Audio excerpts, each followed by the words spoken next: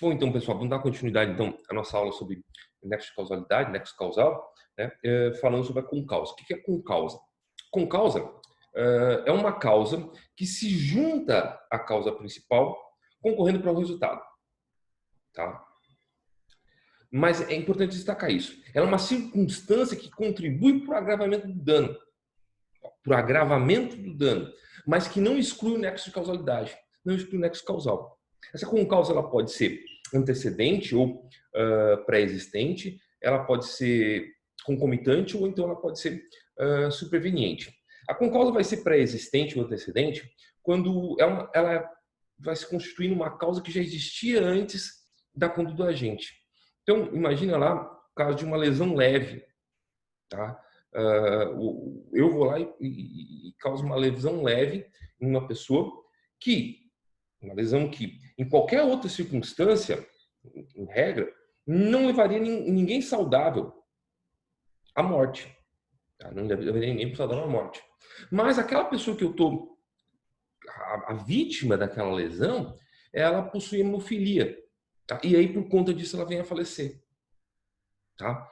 Nesse caso aí, tá? O agente, eu no caso, né, o ofensor, vai responder pelo crime mais grave, pelo resultado mais grave, que a gente tem que pensar quando mata alguém, a gente pensa em direito penal, né? Vai responder pelo resultado mais grave, mesmo sem saber daquela condição pré-existente da vítima. Tá? Então, essa é a concausa pré-existente ou antecedente. A concausa concomitante é aquela que a causa ocorre junto com a outra causa, ao mesmo tempo que a outra causa. O exemplo que a doutrina dá, que pode parecer um pouco absurdo, mas está lá, está na doutrina, me falta um exemplo melhor, é aquela circunstância em que a vítima vem a falecer de parada cardíaca ocasionada pelo susto de ter disparado contra si uma arma de fogo. Né? Quando o projétil ele atinge o corpo da vítima, ela já está morta, porque ela morreu de parada cardíaca antes. Tá? Bom, nesse caso, tá? Pouco importa. O agente, o ofensor, vai responder pelo dano também.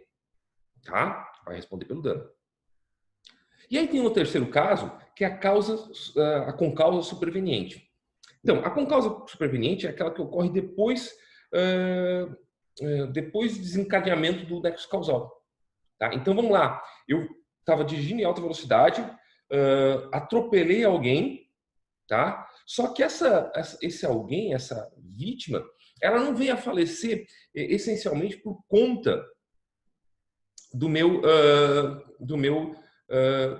atropelamento, da minha conduta. Especificamente, ela vem a falecer porque o SAMU demora a prestar o atendimento, demora para chegar lá, até onde a vítima se encontra.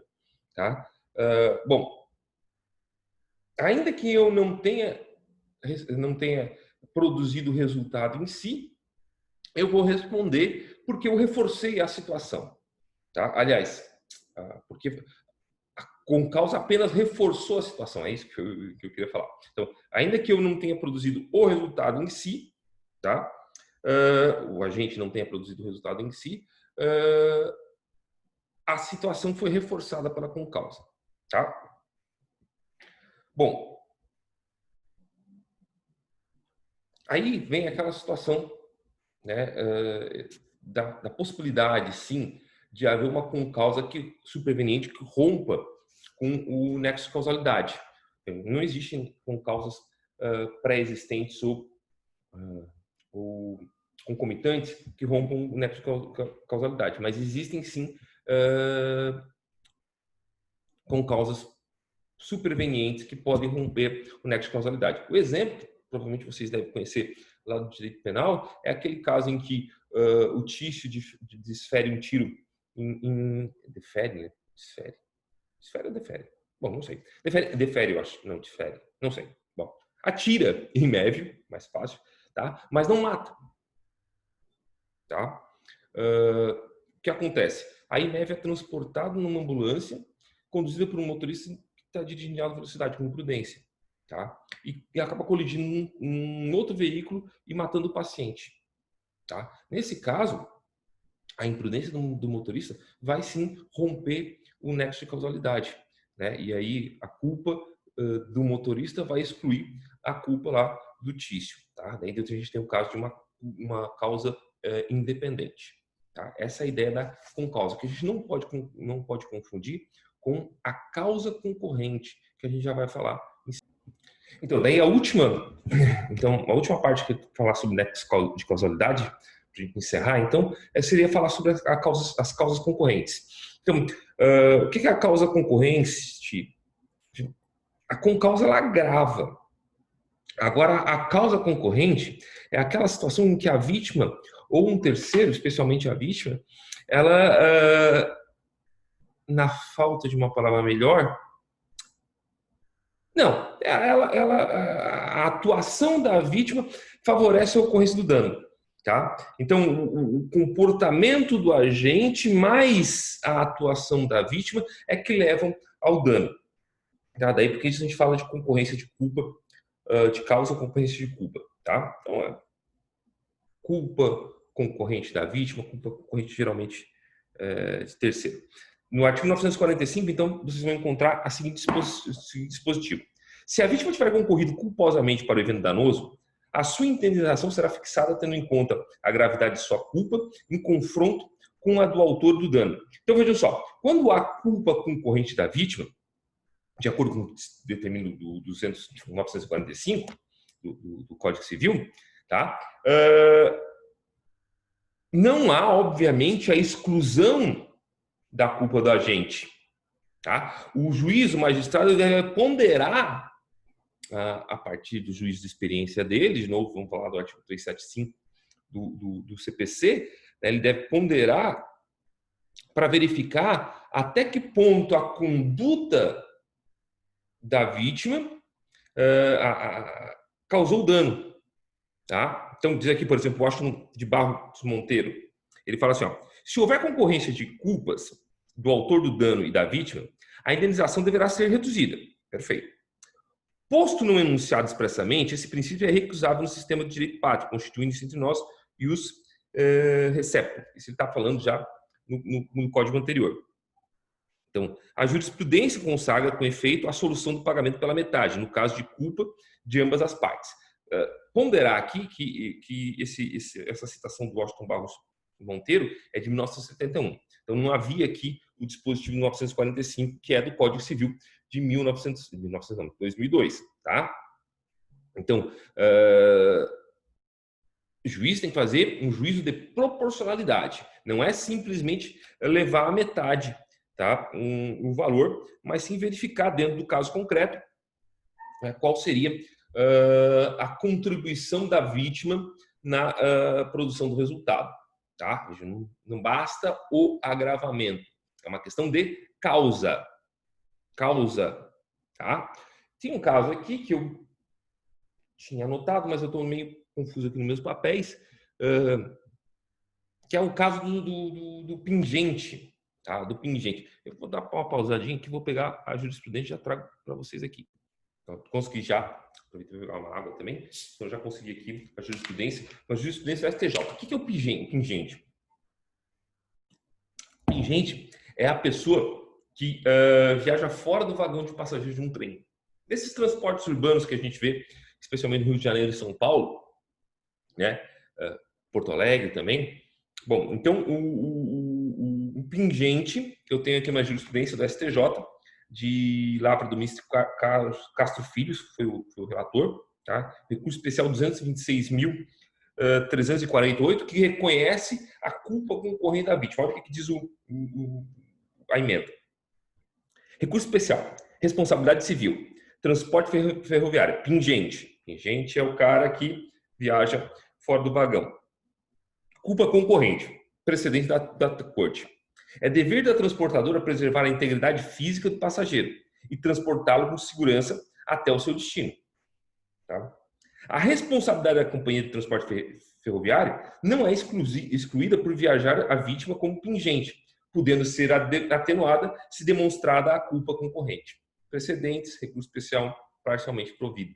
Então, nesse caso aqui, o tribunal entendeu, o Tribunal Superior entendeu que a conduta do agente contribuiu para a causa, tá? Morte. Tá? E aí determinou o dever de indenizar. Tá? Agora, vejam só, sem a conduta também da vítima, não teria acontecido o dano. Faltou, então, tem uma culpa vigilando aqui